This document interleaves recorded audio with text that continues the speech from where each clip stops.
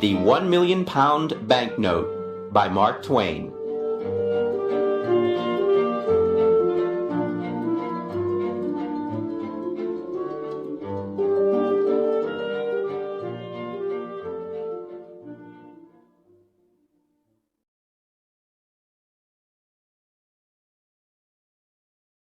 Part 1.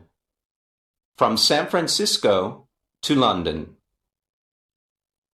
When I was 27 years old, I worked in an office in San Francisco. I did my job well, and my future was promising. I was alone in the world, and I was happy. On Saturday afternoons, I didn't work. I sailed my little sailboat on San Francisco Bay.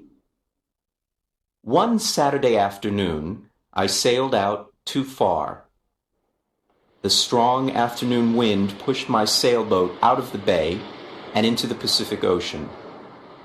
That night, when I had lost all hope, a small British brig saw me and took me on board. The brig was sailing to London. The voyage was long and stormy. I worked as a sailor to pay for my trip.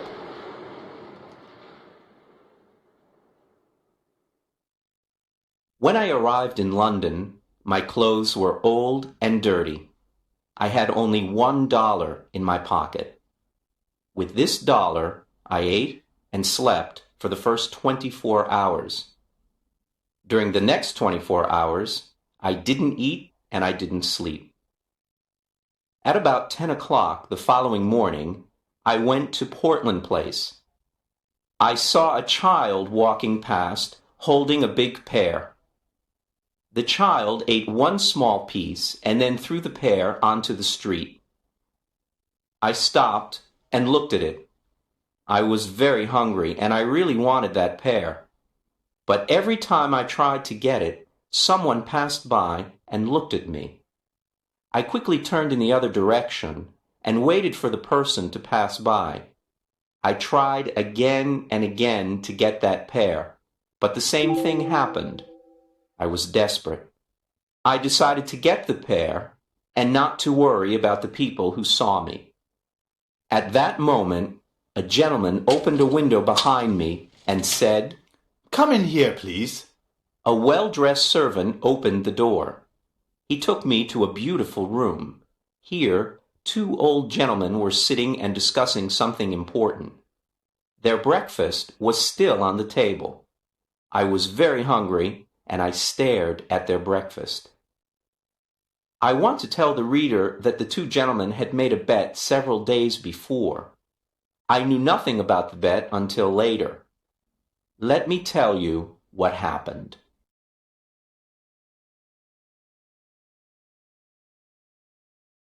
Part 2. An Unusual Bet. The two old gentlemen were brothers. For several days they argued about a very strange subject. They decided to end their argument with a bet, as the English usually do. The following was the subject of the bet. The Bank of England issued 2 banknotes of £1,000,000 each for a public transaction with a foreign country.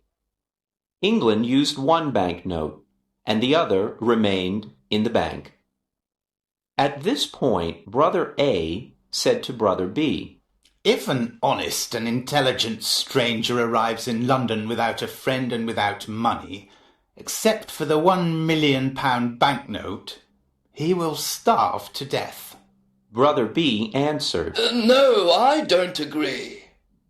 Brother A said, "If he goes to the bank or anywhere else to change this big note, the police will put him in prison. Everyone will think he stole it." They continued arguing for days, until Brother B said, "I'll bet £20,000 that the stranger will live for 30 days with the banknote and not go to prison." Brother A accepted the bet. He went to the bank and bought the £1,000,000 banknote. After, he returned home and prepared a letter. Then the two brothers sat by the window and waited for the right man for the bet. They saw a lot of honest faces go by, but they were not intelligent enough. Several faces were intelligent, but they were not honest. A lot of faces were honest and intelligent, but they were not poor enough. Other faces were honest, intelligent, and poor, but they were not strangers. When they saw me from the window, they thought I was the right man. They asked me questions, and soon they knew my story. Finally, they told me I was the right man for the bet. I asked them to explain the bet. One of the gentlemen gave me an envelope. I wanted to open it, but he said, "No, don't open it now. Wait until you are in your hotel room. Then read it very carefully." I was confused, and I wanted to discuss the subject with them, but they didn't. I felt hurt because I was the subject of a joke. When I left their house, I looked for the pair on the street. It was gone. I was quite angry with those two gentlemen. Far from their house, I opened the envelope. I saw that there was money inside. I didn't stop to read their letter. I ran to the nearest eating place. I ate and ate and ate. At last, I took out the envelope with the money to pay for my meal. I looked at the banknote and almost fainted. It was a banknote worth $5 million.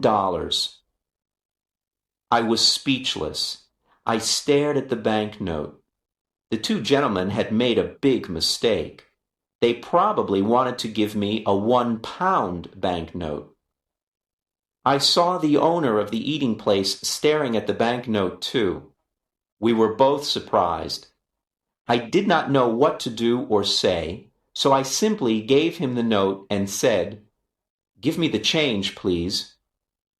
The owner apologized 1,000 times. "I'm very sorry, but I can't change this banknote, sir." "I don't have any other money. Please, change this note," the owner then said. "You can pay for this food whenever you want, sir. I understand that you are a very rich gentleman. You like playing jokes on people by dressing like a poor man. You can come here and eat all you want, whenever you want. You can pay me when you want."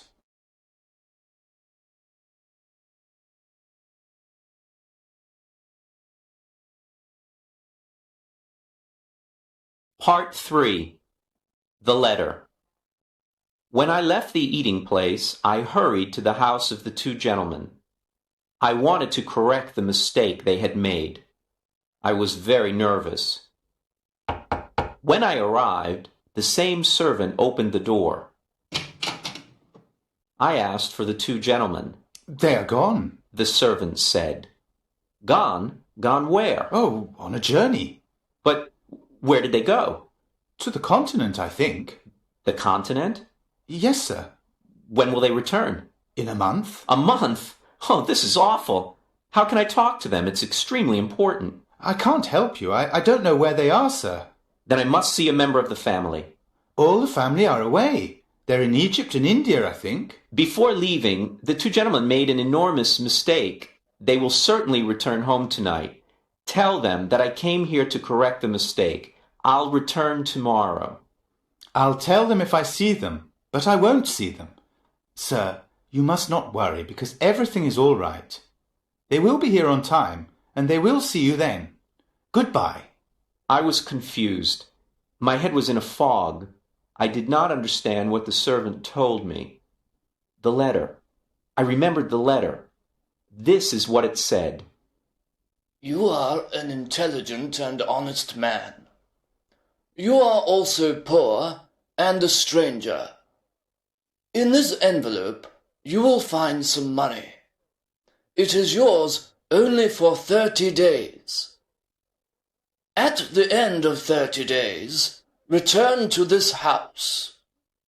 I have a bet on you. If I win this bet, you can have any job with any salary that you want."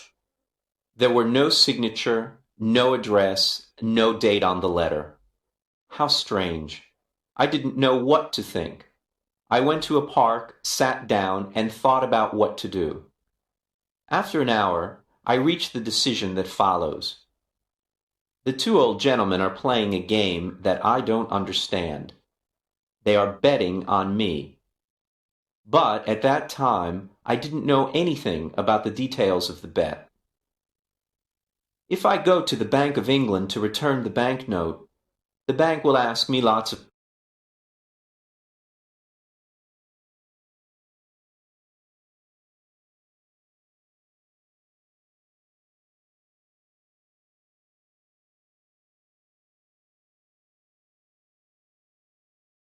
questions.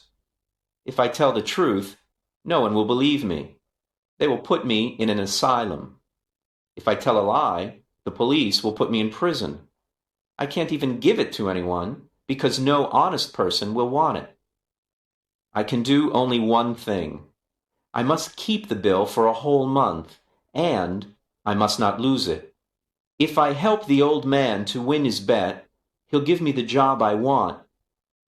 The idea of an important job with a big salary made me happy. With this exciting idea in mind, I began walking down the streets of London.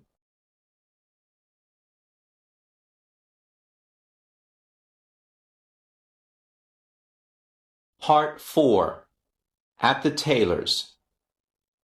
Every time I passed in front of a tailor's, I wanted to enter and buy some new clothes.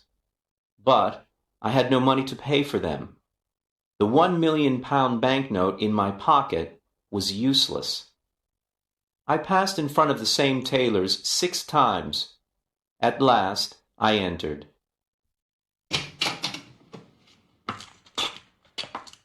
I quietly asked if they had an old, unattractive suit that no one wanted to buy. The man I spoke to nodded his head, but he didn't speak. Then another man looked at me and nodded his head. I went to him, and he said, "One moment, please." After some time, he took me to a back room.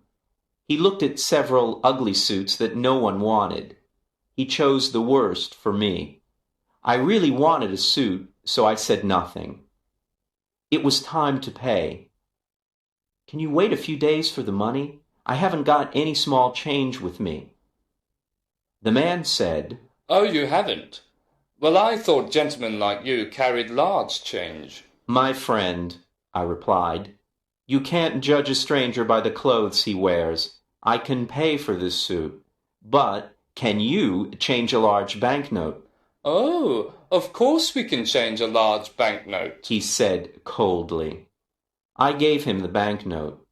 He received it with a smile, a big smile that covered his face. When he read the banknote, his smile disappeared. The owner of the shop came over and asked me, What's the trouble? There isn't any trouble. I'm waiting for my change. Come, give him his change, Todd, quickly. Todd answered. "It's easy to say, but look at the banknote." The owner looked at the banknote. Then he looked at my package with the ugly suit. Todd! He shouted. You're stupid! How can you sell this unattractive suit to a millionaire? Todd, you can't see the difference between a millionaire and a poor man. I apologize, sir. The owner continued. Please take off those things you are wearing and throw them in the fire. Put on this fine shirt and this handsome suit. It's perfect for you. Simple, but elegant. I told him I was very happy with the new suit. Oh, wait until you see what we can make for you in your size. Todd, bring a pen and a book. Let me measure your leg, your arm. I didn't have a moment to speak. The owner measured me. Then he ordered his tailors to make me morning suits, evening suits, shirts, coats, and other things. But, my dear sir, I said, I can order all these things only if you change my banknote, or if you can wait a while before I pay you. Wait a while? I'll wait forever. That's the word. Todd, send these things to the gentleman's address. Let the less important customers wait. "What's your address, sir?" I'm changing my home. I'll come back and give you my new address, I replied. Quite right, sir, quite right. Let me show you to the door, sir. Good day, sir. Good day.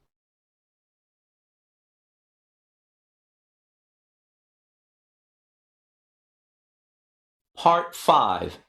The Poor Millionaire. The impossible happened.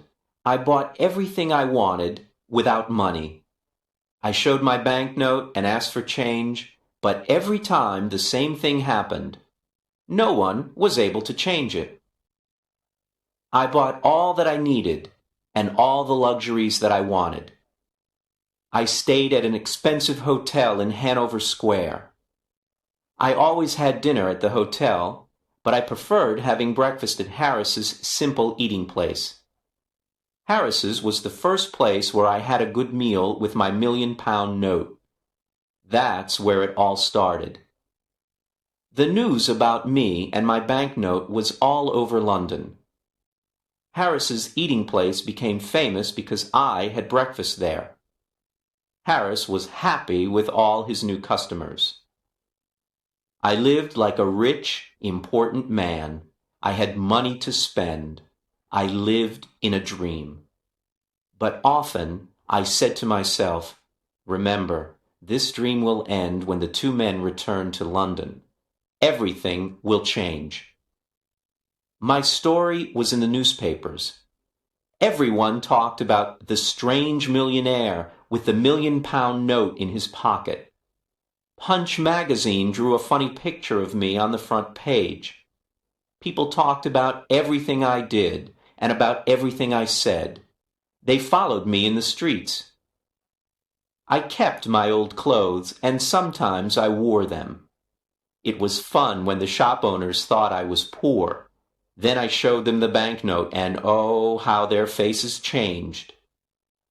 After 10 days in London, I went to visit the American ambassador. He was very happy to meet me.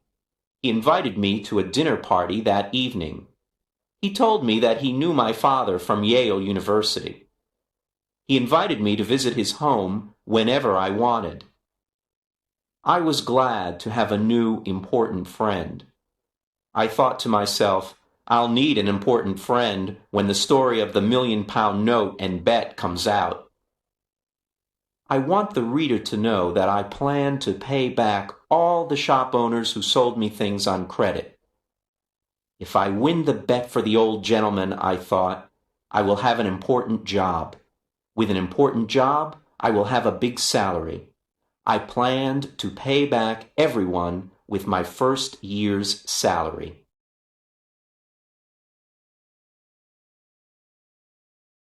Part 6. The Dinner Party. There were 14 people at the dinner party. The Duke and Duchess of Shoreditch and their daughter, Lady Anne Grace Eleanor de Bohun, the Earl and Countess of Newgate, Viscount Cheapside, Lord and Lady Blatherskite, the ambassador, and his wife and daughter, and some other people. There was also a beautiful 22-year-old English girl named Portia Langham. I fell in love with her in 2 minutes, and she with me. After a while, the house servant presented another guest, Mr. Lloyd Hastings. When Mr. Hastings saw me, he said, I think I know you. Yes, you probably do. Are you the... Yes, I'm the strange millionaire with the £1,000,000 note in his pocket. Well, this is a surprise. I never thought you were the same Henry Adams from San Francisco. 6 months ago, you were working in the offices of Blake Hopkins in San Francisco. I remember clearly. You had a very small salary, and at night you helped me arrange the papers for the Gould and Curry Mining Company. Now you're a millionaire, a celebrity here in London. I can't believe it. How exciting. I can't believe it either, Lloyd. Just 3 months ago, we went to the Miners' Restaurant. No, it was the What Cheer restaurant. Right, it was the What Cheer. We went there at 2 o'clock in the morning. We had steak and coffee.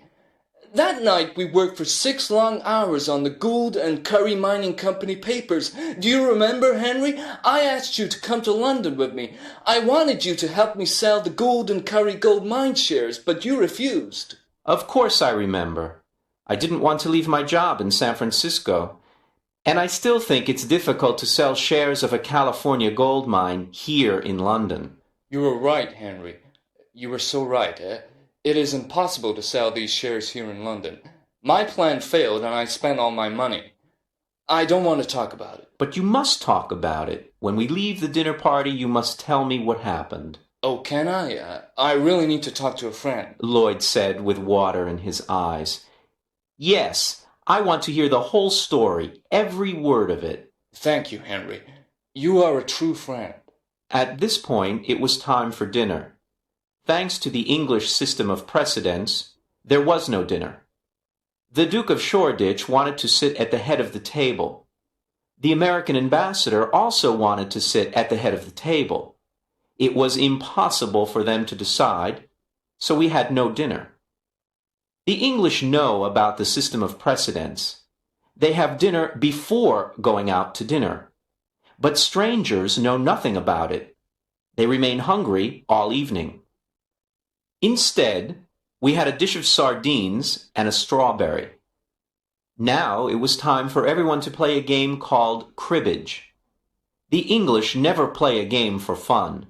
They play to win or to lose something. Miss Langham and I played the game, but with little interest. I looked at her beautiful face and said, "Miss Langham, I love you." "Mr. Adams," she said softly and smiled. "I love you too." This was a wonderful evening. Miss Langham and I were very happy. We smiled, laughed, and talked. I was honest with her. I told her that I was poor and that I didn't have a cent in the world. I explained that the £1,000,000 note was not mine. She was very curious to know more. I told her the whole story from the start. She laughed and laughed. She thought the story was very funny. I didn't understand why it was funny. I also explained that I needed an important job with a big salary to pay all my debts. "Portia, dear, can you come with me on the day I must meet those two gentlemen?" "Well, yes, if I can help you," she replied. "Of course you can help me. You're so lovely that when the two gentlemen see you, I can ask for any job and any salary. With you there, my sweet Portia, the two gentlemen won't refuse me anything." Part 7. A $1,000,000 Idea. At the end of the dinner party, I returned to the hotel with Hastings. He talked about his problems, but I didn't listen to him. I was thinking about Portia the whole time. When we arrived at the hotel, Hastings said, "Let me just stand here and look at this marvelous hotel. It's a palace. What expensive furniture. You have everything you want. You are rich, Henry, and I am poor." His words scared me. I, too, was poor. I didn't have a cent in the world, and I had debts to pay. I needed to win the gentleman's bet. This was my last hope. Hastings didn't know the truth. "Henry, just a tiny part of your income can save me. I'm desperate," Hastings cried. "My dear Hastings, sit down here and drink this hot whiskey. Now, tell me your whole story, every word of it." "Do you want to hear my story again?" "But you never told me your story." "Of course I told you my story as we walked to the hotel. Don't you remember?" "I didn't hear one word of it." "Henry, are you ill? Is something wrong with you? What did you drink at the dinner party?" "Oh, Hastings, I'm in love. I can only think about my sweet Portia. This is why I didn't hear your story before." Hastings got up from his chair, shook my hand, and laughed. "I'm very happy for you, Henry. Very happy," he said, smiling. "I'll tell you the whole story again." So he sat down and patiently started to tell me his story. To make a long story short, the owners of the Gould and Curry gold mine sent Henry to England to sell the shares of the mine for $1,000,000. Any money he received over $1,000,000 was his to keep. Hastings' dream was to sell the shares for more than $1,000,000 and become rich. He had only 1 month to sell the shares. He had done everything to sell them, but nobody wanted to buy them. Then he jumped up and cried, Henry, you can help me. Will you do it? "Tell me how." Give me $1 million, and I'll sell you all the shares. You will be the new owner of the gold mine. Don't refuse. I didn't know what to say. I wanted to tell Hastings the truth, but then an intelligent idea came to me. I thought about it for a moment, and then calmly said, "I will save you, Lloyd." Then I am already saved. How can I thank you? Let me finish, Lloyd. I will save you, but not in that way. I have a better way. I know everything about that mine.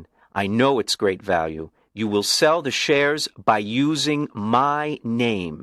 You can send anyone to me. Since people in London know me, I will guarantee the gold mine. In a week or two, you will sell the shares for $3 million by using my name, and will share the money you earn, half to you and half to me. Lloyd was very happy and excited. He danced around the room and laughed. I can use your name! Your name! Think of it! The rich Londoners will run to buy these shares. I'm saved! And I'll never forget you, Henry.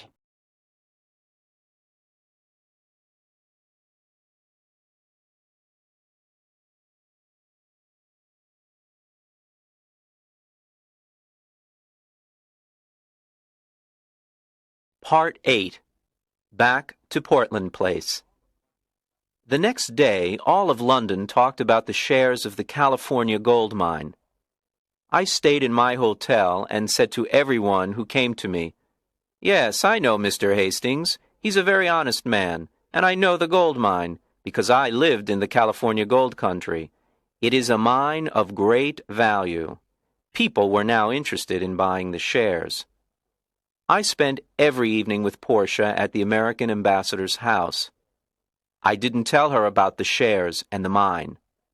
It was a surprise. We talked about our love and our future together. Finally, the end of the month arrived. Lots of rich Londoners bought the shares of the mine.